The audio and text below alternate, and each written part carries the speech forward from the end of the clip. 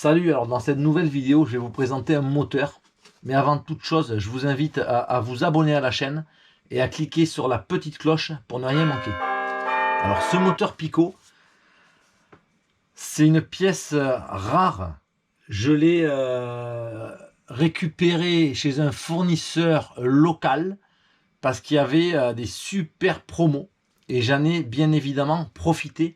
D'autant plus que c'est un moteur qui a été produit à 200 exemplaires dans le monde. C'est une édition limitée. C'est le Pico V1 Team DLC céramique.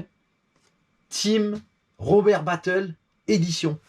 Voilà. Alors ce moteur, on va rentrer dans le détail bien évidemment. On va le démonter ensemble. On regarde son conditionnement. La boîte Pico habituelle à glissière. Ici, la boîte noire avec la petite référence. À l'intérieur, on découvre les stickers Pico pour décorer sa carrosserie.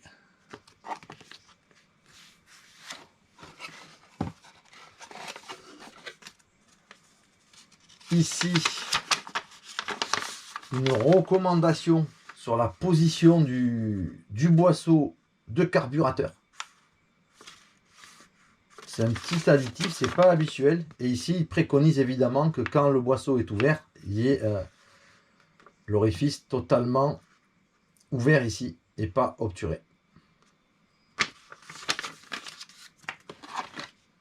Le guide utilisateur du fabricant avec bien entendu les recommandations d'usage pour le démarrage du moteur et surtout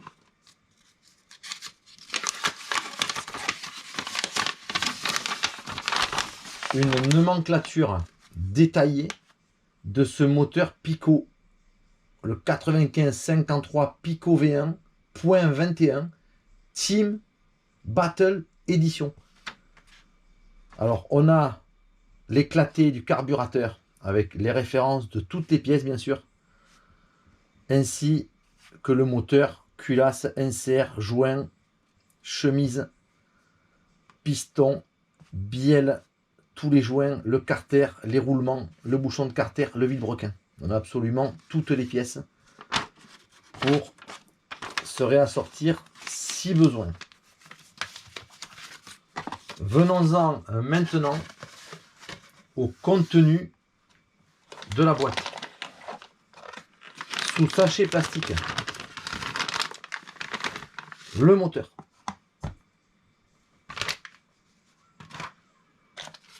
On a également les petits bouchons livrés. Alors ils ne sont pas montés d'origine, mais ça permettra de protéger l'échappement et le carburateur dès qu'on aura monté le moteur. Voilà.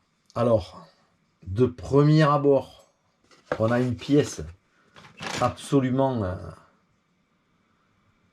magnifique. Un carter traité black. Tout de suite, c'est la première chose qu'on voit.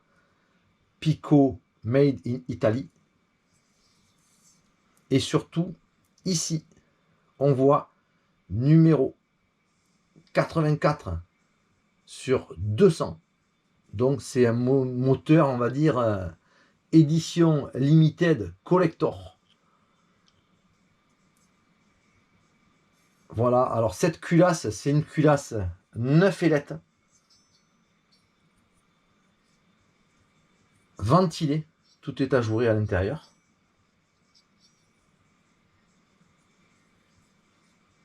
Au niveau de la sérigraphie, alors là c'est World Champion Engine. En fait, c'était pour commémorer la victoire de Robert Battle au championnat d'Europe 2017. Et donc, ils ont fait cette édition limitée en son honneur. Elle est signée ici. Robert Battle. Voilà, V1. Alors, il existe le V1 qui est tout black au niveau de la culasse. Et ensuite, ils ont fait l'édition collector Robert Battle.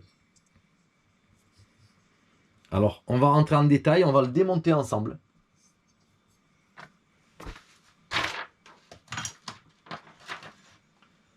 On va commencer par enlever le carburateur.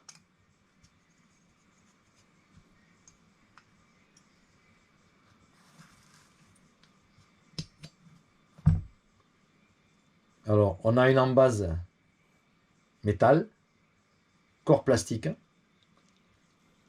Il y a un boisseau de 10 mm d'épaisseur ici à l'intérieur.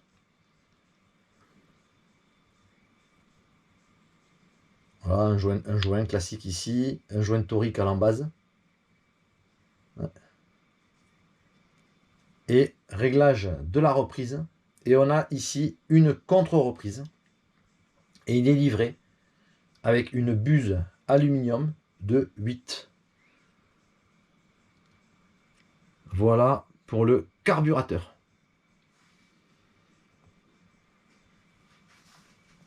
Il y a également un joint qui est livré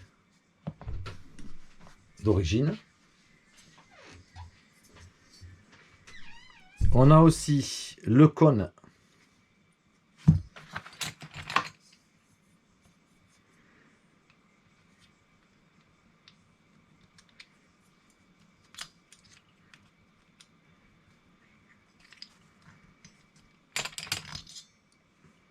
qui est monté d'origine.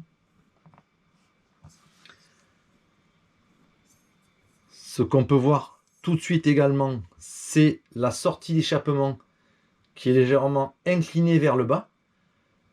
Et donc, on aura un coude de sortie compatible, bien sûr, que je vous montrerai, qui permet d'ajuster cette sortie qui est légèrement inclinée.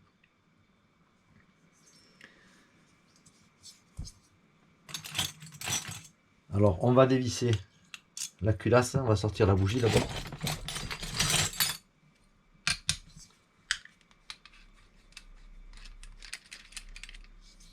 Voilà, il est livré avec une bougie.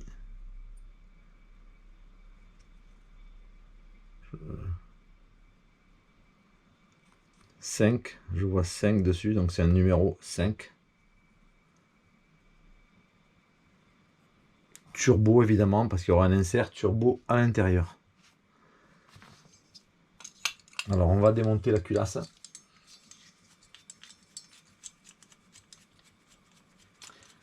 Cette culasse, elle fait 60 de diamètre par 41.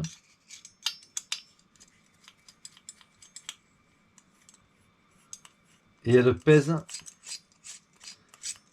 88 grammes. Alors elle est low gravity, on va mieux le voir au démontage bien sûr. Elle a les dernières ailettes, les 2-3 dernières ailettes qui viennent couvrir le haut du carter.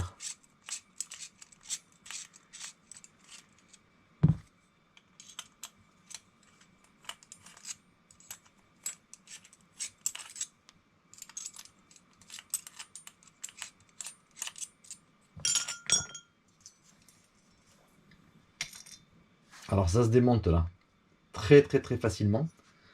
On a ici le low gravity, on le voit bien. Alors tout est allégé bien sûr. Et ici on a les 4 vis. Alors ces vis, ce sont des 3x16 CHC, c'est des têtes cylindriques BTR. 3x16 en longueur. Voilà pour la culasse. Alors on en prendra soin parce que cette culasse, je pense que c'est absolument impossible d'en retrouver une identique à celle-ci. Avec la sérigraphie, la signature. Hein. Voilà, extrêmement belle.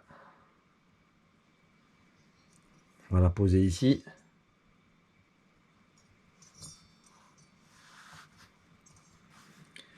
On a un insert. Alors je pense que la finition picot, hein, ça va permettre de ne pas forcer pour faire le démontage. Parce que j'en avais déjà sur un véhicule de piste. Et c'était très bien fini, très bien usiné. Donc ici, on a l'insert. Voilà, il s'enlève de manière très simple. On a ici le dôme turbo. Les joints, alors je pense qu'il y a 2 ou 3 joints. Il doit y avoir 2 joints de 0,2 dixième et un joint de 1 dixième. Voilà, on va pas les enlever, ils sont là. Ils sont bien ici. On a un petit marquage ici pour le remontage côté échappement. Voilà pour l'insert. Très facile à démonter. Maintenant, on va enlever le bouchon de carter et le regarder en détail. Alors on a 4 vis, ça doit être des 2,5 par 6. Ouais.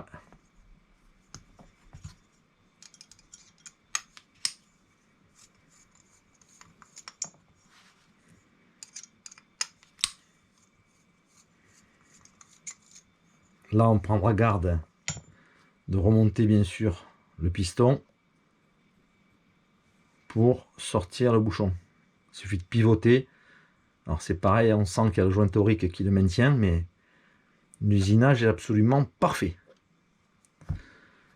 Voilà ce bouchon, il est fraisé, usiné à l'intérieur. Ça fait des parties noires et des parties chromées à l'intérieur, il est trop beau. Et ici, voilà, il est noir. On voit, hein, il est gras, c'est bien. Il a été bien entretenu pour l'instant au niveau de la maintenance. Un joint torique. Et ici, des petites oreilles pour le passage des fluides à l'intérieur du moteur. Meilleur retour au ralenti. Et surtout ici, le passage du piston. Voilà pour ce bouchon. Maintenant, on va sortir la chemise. Alors, j'avais eu aucune difficulté. Elle monte absolument toute seule. Vous voyez, même en tournant le vilebrequin, c'est incroyable. Hein, parce que j'ai eu des grosses galères avec d'autres moteurs, d'autres types de moteurs. Mais alors ici, on sent que tout est lubrifié d'usine. C'est absolument agréable. Voilà, on la sort cette chemise. Elle est là. Alors cette chemise, c'est une 5 transferts. Ici, 1, 2, 3, 4, 5. Ici, la sortie d'échappement. On voit un petit peu de lubrification. C'est vraiment, voilà, pas d'excès, simple, efficace. Donc c'est un 5 transferts longue course. Ici, la chemise de toute beauté. On va poursuivre avec bien le piston.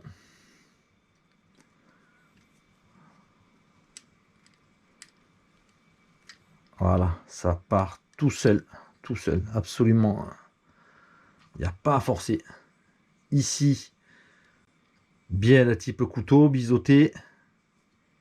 Un trou de lubrification ici. Il n'y a pas de référence dessus. Le piston, ici, il y a 2 trous pour son refroidissement. Ici, les clips avec la petite traverse, son axe. Et on a 2 segments de lubrification sur la partie supérieure et une tête de piston absolument plate.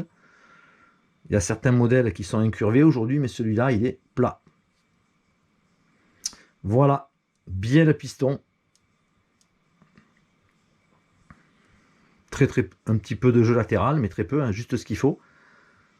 Et le piston, super bien usiné, rien à dire. On continue. Il nous reste maintenant à sortir le vilebrequin. Alors on a vu, hein, c'est un vilebrequin qui est noir.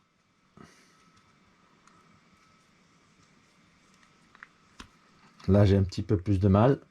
On va pas forcer. C'est un roulement céramique à l'arrière. Voilà. Alors, vilebrequin en 14 mm, hein, il fait 42 grammes ce vilebrequin. Il est optimisé à la pâte rouge ici, dans les passages de gaz là. Voilà. Ici, une petite saignée de lubrification. Au niveau du plateau, on voit qu'il est travaillé à 3 endroits. Hein. Ici, ici et ici. C'est pas courant. C'est l'édition spéciale Robert Battle. On a 2 poids d'équilibrage sur le plateau. Et il est intégralement traité DLC. On reconnaît bien sa couleur noire. Voilà. Pour le vilebrequin. Et devant, rien de particulier. On terminera par le carter. Ici, hein, puisqu'on a absolument tout démonté. Il me restera ici la petite clavette du carbu que je ne vais pas démonter. C'est une classique, hein, les 2 parties avec 2 petits joints toriques et une fermeture BTR.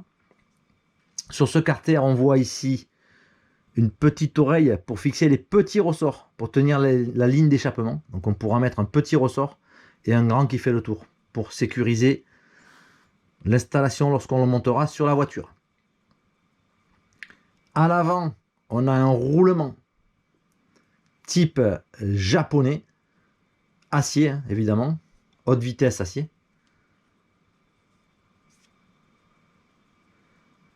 Ici, on voit bien la sortie inclinée.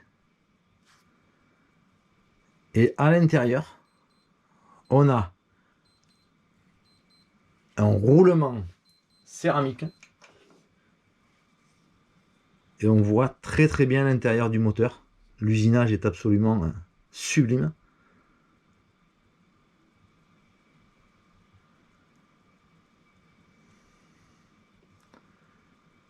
Ici, et oui, il y a du gras. Je ne l'avais jamais démonté, hein. C'est la première fois que je fais son autopsie. Donc voilà pour le carter. Roulement céramique arrière. C'est avec une grande facilité que j'ai démonté ce moteur aujourd'hui. Il est extrêmement bien fini. Et je suis super content de l'avoir. On pourra le monter sur le nouveau châssis dès qu'il sera monté. Et ce moteur, je vais le roder au bain d'huile. Et on le montera sur la nouvelle voiture pour faire les essais. Alors je pense qu'il va être assez péchu. Je crois que sa configuration elle est faite pour avoir justement des couples élevés à bas régime et à moyen régime. Et c'est vraiment un super moteur. Voilà, le Pico V1.21 Team Robert Battle édition, limité à 200 exemplaires. J'espère que la vidéo vous a plu. Likez, partagez. Bonne fête à tous, à très bientôt.